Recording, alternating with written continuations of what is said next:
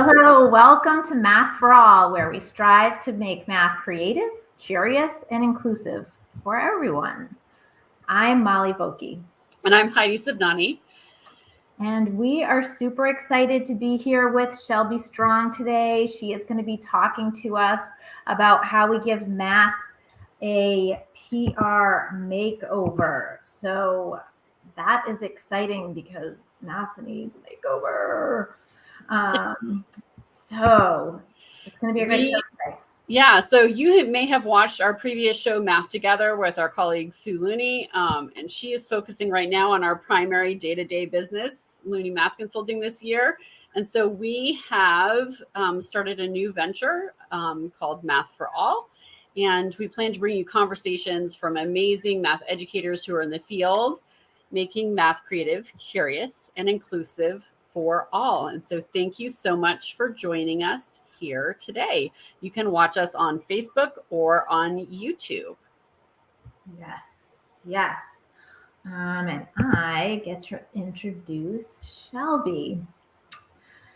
Here's her bio. Shelby Strong began her career as a secondary math teacher in the greater New Orleans area and has a Master's of Arts in Teaching Mathematics from Mount Holyoke College here in Massachusetts. Woohoo! Yay! During her time as a math teacher, she served as a Louisiana teacher leader and helped develop supplemental curriculum supports for her district.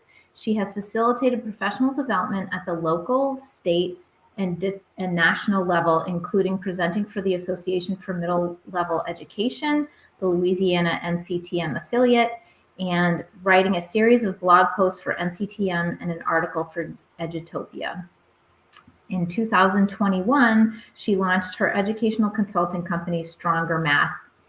She believes in disrupting the myth of the math person and helping everyone find joy in mathematics.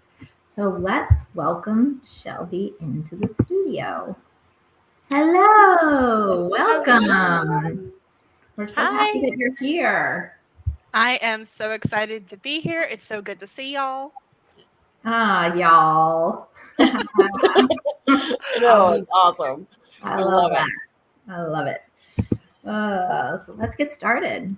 Yes, we would love to hear what your math story is. So my math story is, I guess, to me, it felt typical. So I considered myself pretty good at math in school until I got to college. And then math kind of smacked me in the face a little bit because I had never learned how to study and I didn't know really why math worked. I just knew that I was a really good rule follower. So I really struggled when I got to calculus. And then I wasn't really going to school to do anything with math. I was going to be a psychologist and then I was going to be a chemistry teacher. And then I took this course with one of my favorite professors who suddenly made math make sense. So we would do proofs in class of things of like why the sum of two odd numbers is always even. And he would walk us through these proofs. And suddenly math made sense. And I remember sitting in class being angry. Like, why had no one showed this to me before? Why I had these questions and never had answers to them. It was always because that's what the book says and that's what I told you and just do it. So I switched over to math education and then actually ended up doing a math degree and doing an alternative certification so I could get in the classroom and taught middle school math and high school math for 8 years and really just wanted to know everything that I could. So every chance that I had, I was going to professional development. I was signing up for conferences. I was doing all of the things. And then one summer, I went to, not the summer, it was during the fall. I went to a conference and they were talking about Twitter chats. And I'd made a Twitter account in college and followed 5 celebrities and then never looked at it again. so I'm at this conference and they're talking about using Twitter for the conference. And I was like, all right, I guess, cool. And that's when I discovered ed chats. And so I would do these different education chats every week and started making this incredible community and met so many people who I've now been friends with for years, and really just getting to know everybody and sharing lessons and successes and failures and feeling like it was more than just me, feeling like it was more than just my own like four walls struggling, because no one else in my building was really doing what I was doing. I was trying to get kids excited about math, and I was getting excited about these new teaching styles, and I Common Core standards had just came out when I started teaching. So I didn't really have time to get entrenched in the old way of doing things from a teaching perspective, but I'd never learned that way. So I needed to know more. And most of the people that I worked with were just not interested. But through Twitter, I found this community of people who really cared about conceptual understanding, who cared about sparking joy in kids, who cared about like just getting excited. And it kind of honestly saved my teaching career, because I was very close to becoming a statistic and being part of that first 5-year teacher quitting story. Um, and then some drama happened, and I left the classroom and decided to explore other things in math education because I still really enjoyed it. I just needed to be out for a minute. So I started doing some curriculum writing. And while I was teaching, I was voluntold to do a professional development. uh, One of my friends was like, "Hey, come present at this conference with me." And then the day before, she was like, "By the way, I'm not doing it. It's all you. Good luck." And so Ooh, that's that a great friend. Yeah. and she is still one of my best friends to this day. But she had seen something in me that I hadn't seen in myself, which was like genuine passion about this, and wanting to do math education well. So she kind of like pushed me to be where I am now. Isn't that interesting that I feel like we hear a lot of stories that are, the basic gist of your story is very similar to a lot of people that have come on. I was majoring in such and such, and then I ended up something happened, and then I ended up in becoming a math teacher, and now I have this great passion. And I just find that story is so common and wonderful. How do we get I mean, that's going to lead right into your question, but how do we get people to not have to make a switch? Like, people go to school because they want to be math teachers, because your story is, although the details of your story are, different than other people's, it's the storyline is pretty similar for a lot of people. And that's a little bit sad and also awesome at the same time. I don't know. Well, I think part of it is that, like I mentioned before, math class in movies, in stories, in our own experiences was very boring and dry, and follow this rule and don't ask questions unless it's a question about the rule, and don't be curious. And it was just very lackluster. And it wasn't until some moment happened of, oh, this makes sense. I want other people to understand that this makes sense too. And I think that tends to be that uniting thread between everyone's stories, is this idea that math is great if it makes sense to you. And unfortunately, for too many people, they don't ever get that experience of having that happen. Yeah. Yeah, I mean, when we consider, because I was an adult, like well into adulthood before that happened for me, because my experience was not positive in the classroom.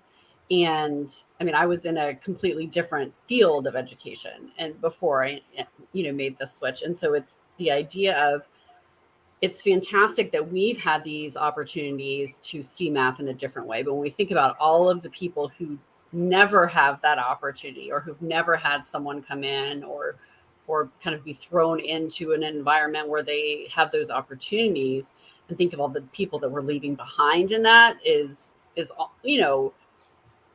also really frightening when we consider how important having some joy in mathematics is.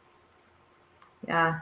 And now having an actual teacher shortage, not just math teachers, but there's always been somewhat of a shortage in math teachers. If you ask anybody who's ever tried to hire one, they will tell you that they don't have a pool of candidates that's nearly as large as other subject areas. So we really need to answer this question is what we need to do. So, Shelby, how do we give math a PR makeover? Well, I think the pandemic really, there was an opportunity there that some folks got to take advantage of and others did not, where for the first time, families and communities got to see inside of a math classroom, because a lot of what we do in a traditional school year is behind closed doors. So there's not really a chance to see, one, the changes in effect, and two, the benefits of those changes. So one of the things, I've been a very vocal critic of this, is that when the Common Core state standards got implemented in a lot of states, there wasn't a whole lot of adjustment. There wasn't a really strong transitions period, especially not in my state. We had this like 3-year transition plan, and then after year 1 they were like, nope, we're going all in, figure it out, good luck. And so you had teachers who were not familiar with concept, like didn't possess some of the conceptual understanding themselves, who now were expected to foster that in children. That's going to fail every time. So the first thing that we have to do is we have to get teachers excited about math again. And in order to do that, we have to dedicate time to that. We have to make opportunities for teachers to do math together and to be brave and be curious and try things and fail sometimes and learn how to do that ourselves. So that way it's not a scary thing to do with children.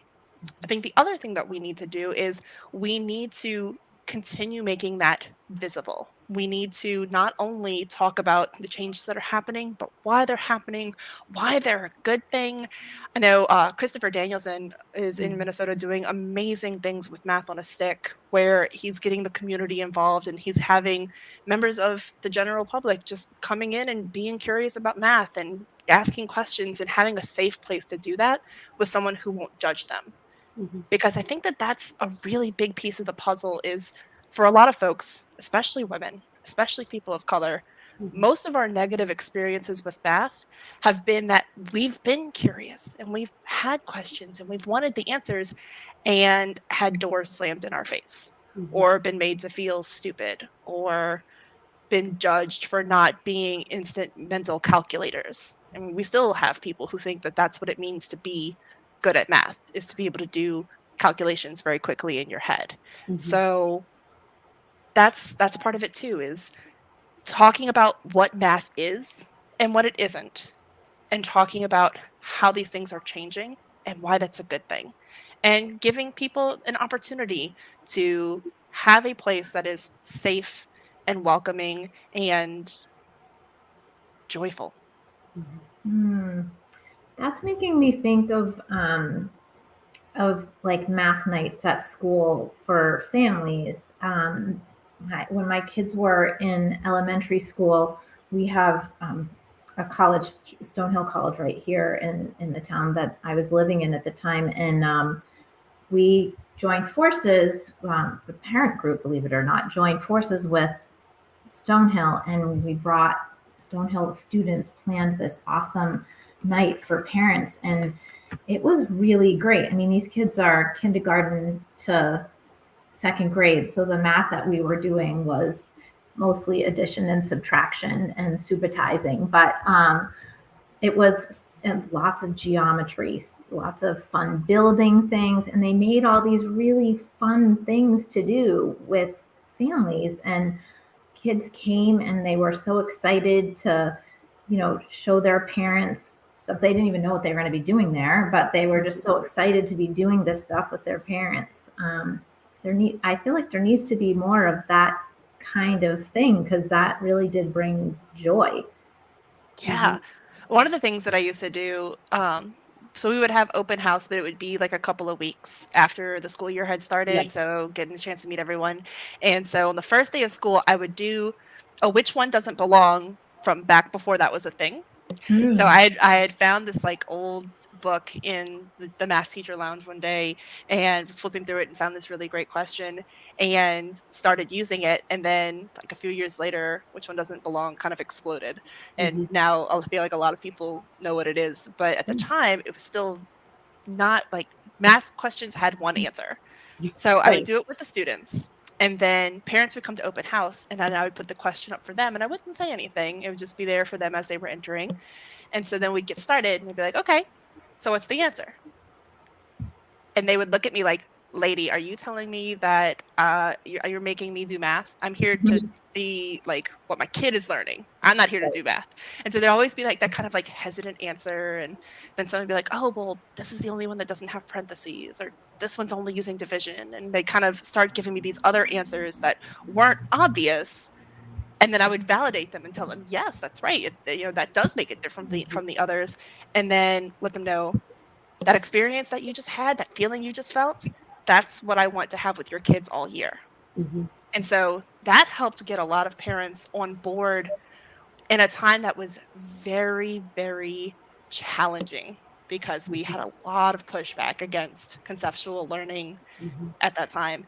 And it was very much like, just teach my kid how to use standard algorithms. They don't need to learn how to do all this. But when I created that experience with the adults, it helped warm them up to the idea that it's okay for my kids to do this too. So the more opportunities I think that we can have to rewrite the story for adults, I think that's a really big piece of the puzzle that's been missing. Mm. That's no doubt about it. It's hard though, because that's time, and like when like you did such a smart thing there, because They had to listen to me the anyway. parents were going to be there anyways, right? And you picked a routine that can fit into your time slot, and it has kind of a big bang for its buck. I love And it. so that's why I think about like, when do we have a captive audience anyway? And how can we sneak moments of math joy into those moments? Yeah, it's so funny. Like I had a similar experience with a group of parents, and I also used which one doesn't belong. And initially, there was like a lot of arm crossing, and like um, no one was participating, and it was one of the problems from Open Up IM, and like hard people were like, a lot of this, and by the end of the time they're like, oh, I see why you're doing this. This is like, so you don't want my kid just to like spit out like the algorithm or the answer. You want them to reason with and understand, and that will actually serve them so much better in life.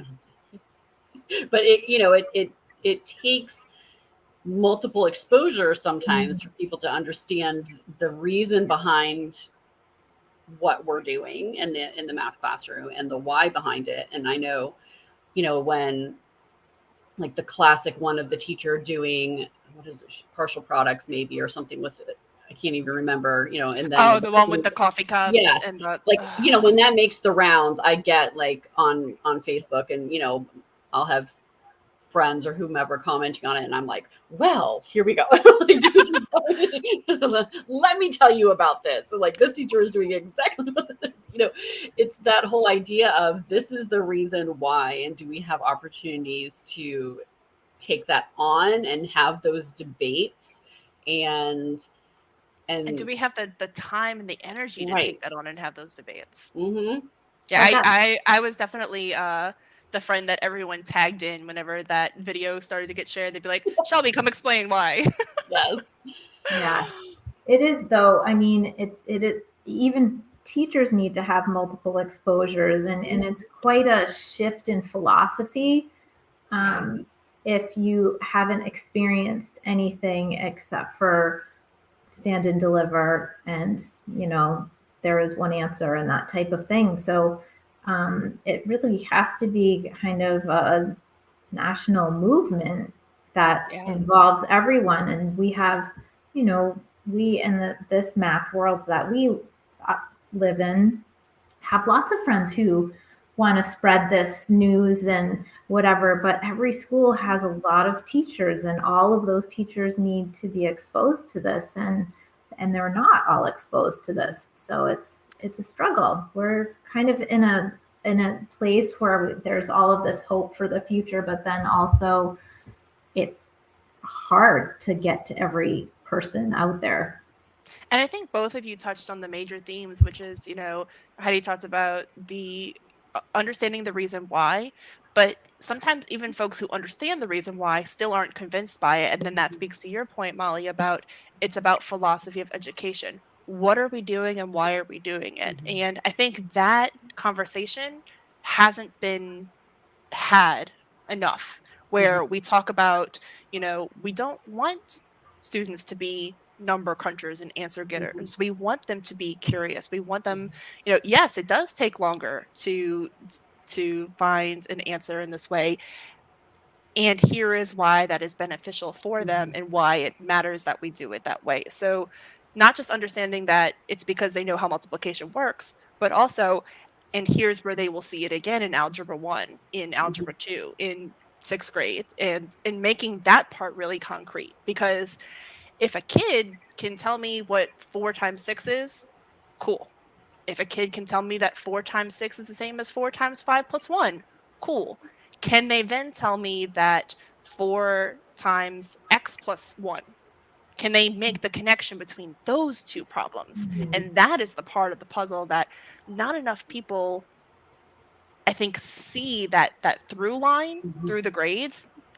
Even teachers, we talked about that. It's so many times we are focused on our own grade level and the content that we teach, and we don't take a step back and see that this might be our year or our grade, but we are only one step on a student's math journey.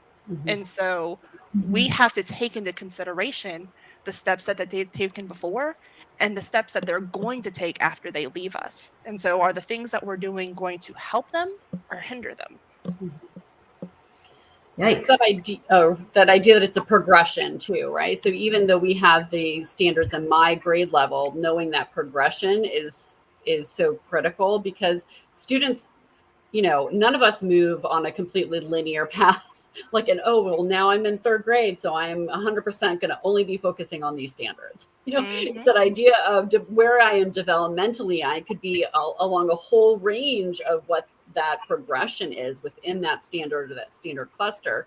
And so just understanding that and giving students the opportunity to move through that at a pace that's developmentally appropriate. And as teachers, we have to then know more than just what comes on the next page. And I think so much of the math that I experienced as a child was just, we're just flipping the page and we're going on to the next thing, versus really understanding what was happening, and having those opportunities to dialogue about it. Yeah. And to get on my soapbox a little bit, if we are expecting teachers to be able to do that for students, then we have to pay to train them, because most of the teachers that I know have come to these realizations on their own time and on their own dime. And if you don't provide opportunities for teachers to learn the way that you want them to teach, and then you point your finger in their face and say, you're not doing this right, and we're going to give you a bad evaluation score because your students aren't learning, but you haven't taught them the way that you want them to teach, who's to blame? And so there needs to be dedicated time and resources spent on teacher development, not just for pre-service teachers, but for teachers in the field right now. And I will continue beating that drum until the day that I die, because it's a real problem, because teachers are overworked and underpaid, and we already expect so much from teachers to come out of pocket, either with their time or their money or both. If this is an expectation, then we have to treat it like one, and we have to compensate for it. Off my soapbox.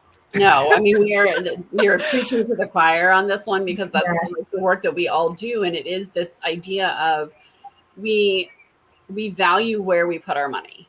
And so it's we can see that. And so in, for a lot of elementary schools and a lot of, like, oh, literacy is the big thing. I'm like, no, we need to spend the same amount of time and money and resources to help our students become numerate and to have the ability to, be literate in the field of mathematics as well. So it's not just one area, and we have to provide both. And too often, even when we look at middle and high school, we get siloed into one content area, and so we don't see the connections to others. Whereas the elementary teachers sometimes see the connections, but don't have necessarily the training and the specialty of mathematics to go along with that, and then that can be a really big challenge.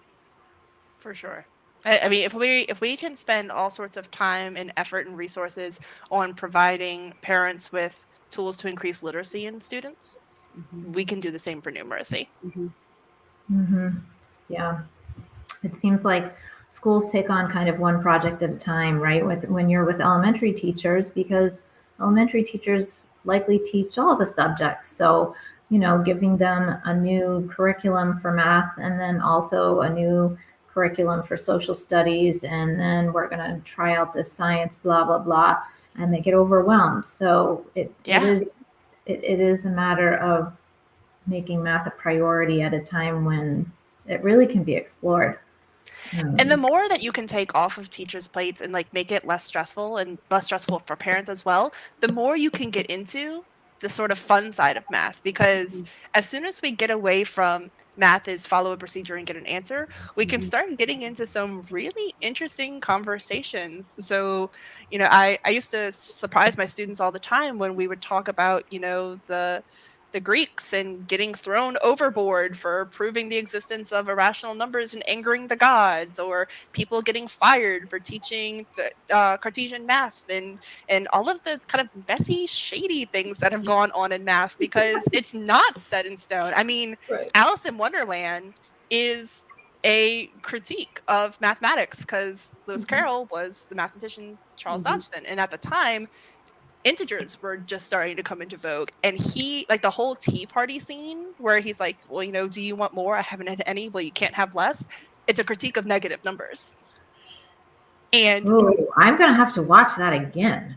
Oh, you have to read the book because it's hidden in that tea party scene, and it's a whole, like, there's a lot of disagreement and argument, and there's things that aren't settled even today, and if we lie to kids and tell them there's only one right answer and there's only one way to get it, then we're taking all the fun out of it. Yes. Speaking of things that are not settled, I'm gonna segue to the, what do we call it? The Great Trapezoid Debate. So I'm right, and here's why. Okay, so I guess I should set the stage on this because some people have been. We need to set the stage for those who are not, who may not be aware that Shelby's wrong. Listen, I'm going to prove I'm right. So Zach Champagne and I, when I was completing my master's at Mount Holyoke, he was one of my instructors. And so last summer I was taking a course with him. I had 2 geometry courses with him. And like on a Wednesday or so, we got into this discussion of trapezoids. And we were like, well, yeah, of course, trapezoids have at least one pair of parallel sides. And that way a parallelogram is a trapezoid. And Zach was like, what? No. Trapezoids have exactly one pair of parallel sides. And this went on for the rest of the week. And just everyone in the class, the instructors, we had firmly entrenched camps of inclusive or exclusive, exactly one pair or at least one pair. And, joked about it, laughed about it, went about our lives. Until the following summer, when we had a course with Zach again. And trapezoids came up again. And he changed his Zoom name one day to say Zach is inclusive with people and exclusive with trapezoids. And it took me a second to see it. And then I was like, are you serious right now? What I didn't know at the time was that he had recorded a video for our graduation, trolling us at our graduation about all of us agreeing on trapezoids. And then he put that same thing into his Twitter bio. And I didn't find it until after I graduated. So I was like, what is this? Oh, my goodness. So we went back and forth, as we do. And one of our friends was like, that's a great line. You should put that on a t-shirt. And so Berkeley Everett, who has been a guest on the other show, was like, t-shirt? You said t-shirt? I can help with that. And so the next thing I knew, I was in an email chain with Zach and Berkeley and Kristen Welch, and we were designing t-shirts. And so this is mine. And it says inclusive with people and trapezoids, because of course there's no reason that trapezoids have to be an outcast of the quadrilateral family.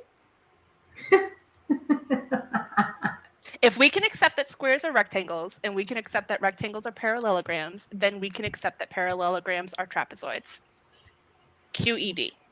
Oh my gosh. Yes. So my t-shirt, which is coming, it says inclusive with people, but exclusive with trapezoid. Because I am of the like more specificity in my brain. That's how that one works. But this That's just so funny. proves another one of those debates that happens in math. This is not something that is fully decided upon, depending on where you are in the world and what the culture of math is. It could be called something completely different, as we were talking about before the show started. But I think it's just a way to show students and parents that math is an alive subject. Yes. It's not a dead and finished and done. We can continue to have these conversations and these debates and opportunities to see like kind of the messiness. Yeah. Yeah. Right? And that's why Justin and I do sandwich chat. I mean, sandwich chat is not ours, but it's part of why we are so intent to bring it to as many people as we can, because in a way, sandwich chat is really an example of set theory and setting criteria. And once you have a set of criteria, things that meet it are a part of the set and things that aren't are not part of the set. And so it's sneaky math. It's things that have mathiness about them that you wouldn't necessarily think are math, because most people, even if they're doing geometry, they'll say, this isn't math, where are the numbers? Mm-hmm. And it's about getting to see math for what it is and what it could be instead of what we thought it was. Mm-hmm. Absolutely. Yes, girl. So how can people learn more about the work that you are doing? Well, there's a couple of ways. The first is my website, strongermath.com. I try very hard to write blog posts. Sometimes that doesn't happen, but there are some posts up there that you can check out to see some of my work. And you can also go there to find out information on booking me for professional development or for coaching or for long-term partnerships or what have you. And then, as I mentioned earlier, I am active on Twitter, so you can also check me out there. If you would like to just hear me talk about math, then you might want to go to @StrongerMath. But if you would like to hear all of my ADHD ramblings about any topic that comes to mind, then you'll want my original account, which is Snuffleupagus, not Snuffleupagus. It's my nickname from high school because it's my first initial and my maiden name, and then Olupagus. Nice. Oh my gosh, that's amazing. And then if you want to join the great trapezoid debate, because of course you do, and you want to, declare your allegiance and pick a side, team inclusive, then you want to go to berkeleyeverett.com/shirts. And that I put in the comments. So if you are interested, you can go straight to the comments for that website. Oh, and I do want to make sure I mention this. Yes, Between now and October 22nd, all of the t-shirts from Team Ooh, yeah. Exclusive or Team Inclusive, $5 from every shirt, Zach is personally going to donate to the Trevor Project. And all t-shirts in Berkeley's shop, not just the Trapezoid shirts, but all of the shirts and various whatnots that are in the shop, the proceeds from those go towards Todos Math for All. awesome. Awesome. See, math can do good for all. Yep. Awesome. So Well, we thank so you appreciate so you. much. Yeah. Thank you so much for having me on. We could be here another 2 hours. I I know, will geek that out is about true. math forever. Yes, yes. We were chatting for quite a while before the show, too. So thank you so much for being here. We're really excited to get this show off the ground, and we're so happy that you are here to help us do that. Very happy to do so. Thank All you. right. Thanks. Bye-bye. Well, that was fun. I She's know. right. We could have just talked forever. But we have our next guest on October 6th is Kate Marin, and she is going to be talking about mentoring new Gen Z teachers. So she is doing some studying on what these new teachers need to stay in the profession. And we all know that there is a shortage, so we need to figure that all out. So awesome. We hope you will join us then. Until then, thank you for joining us, and we hope that you will keep math creative, curious, and inclusive for all. Have a good night. Bye.